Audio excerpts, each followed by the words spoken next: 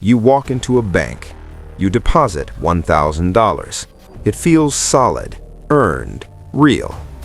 But the moment you turn around and leave, something strange happens. That same money starts multiplying. Not because the bank is rich, not because someone else saved more, but because of a promise. And that promise quietly reshapes the entire economy, right now. Because the money system most people imagine is not the one we're actually living in. And once you see how banks really create money, you can't unsee it. Here's why this matters right now. Inflation feels permanent. Debt feels endless. Governments borrow more. Households borrow more. And banks somehow always have money to lend. The question isn't where does the money go? The real question is, where does it come from in the first place? Most people think banks lend out savings, that there's a big vault somewhere filled with deposits and banks just pass that money around. That story feels comforting. It's also wrong. Let's slow this down. Imagine a small town with one bank. You deposit $1,000. On the bank screen, two things happen at once. On one side, they record that they owe you $1,000, your balance.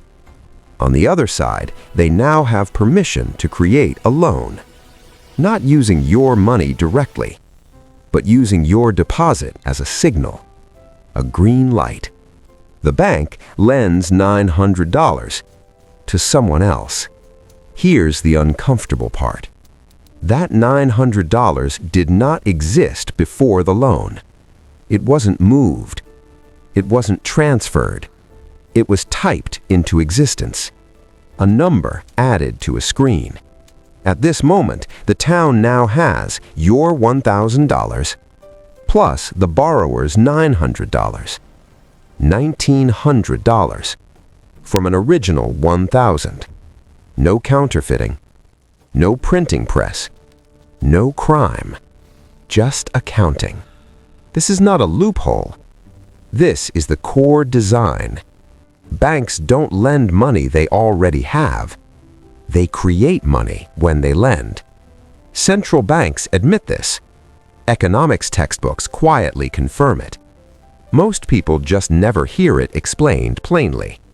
Now multiply this. The borrower spends that $900. It gets deposited into another bank. That bank now creates another loan, and another, and another. Each step creates new money. Each step adds more debt. Money and debt rise together. Always. This is why the system feels slippery. Because money isn't created first and borrowed later. It's borrowed into existence. And every dollar you see is someone else's obligation, including yours.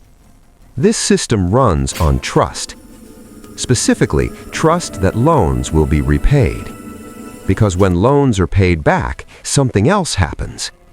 The money disappears. It doesn't circulate forever. It gets erased. The balance shrinks. So money is created when debt is issued, and destroyed when debt is paid. That's the heartbeat of the modern economy, which creates a quiet problem: interest. Banks don't just want the principal back. They want more. But where does the extra money come from? If all money is created as debt, and interest isn't created at the same time, someone, somewhere, must take on new debt to pay old interest. The system needs growth to survive. Not morally, mechanically. No growth means defaults. Defaults mean money supply collapsing. That's why recessions feel like the air getting sucked out. Because they are. Now zoom out. This isn't just households.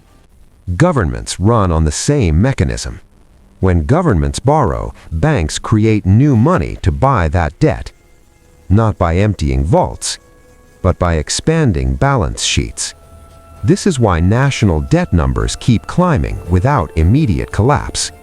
The system stretches until it doesn't. Every financial crisis follows this rhythm.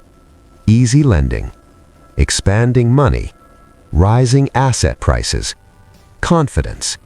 Then something cracks. Loans go bad. Trust vanishes. Money evaporates.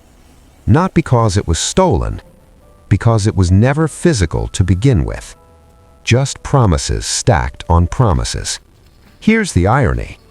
We're told money is scarce, that budgets must tighten, that there's not enough to go around. Yet money can be created in seconds for banks and financial markets. During crises, trillions appear overnight. During calm periods, scarcity returns. Same system, different permissions. This doesn't mean banks are villains. They're operators inside a machine designed decades ago for a smaller, slower economy. But today, that machine is running at full speed, and every loan ties the future tighter to the present. Homes become unaffordable not just because of demand, but because credit expands faster than wages. Markets feel unstable because money rushes in and out, not slowly, but instantly. And inequality widens because those closest to new money benefit first. That's not ideology. That's timing. So when someone says money is created from thin air, it's not an insult. It's a description. A promise made today that pulls resources from tomorrow. The question isn't whether this system works. It clearly does.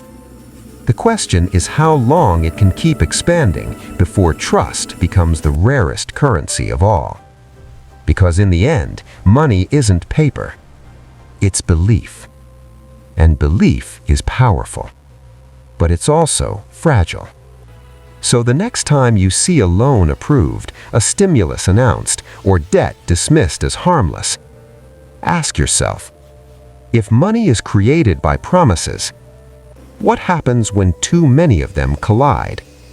And who decides which promises get honored when reality pushes back? That question doesn't have an easy answer, which might be the most honest thing about the entire system.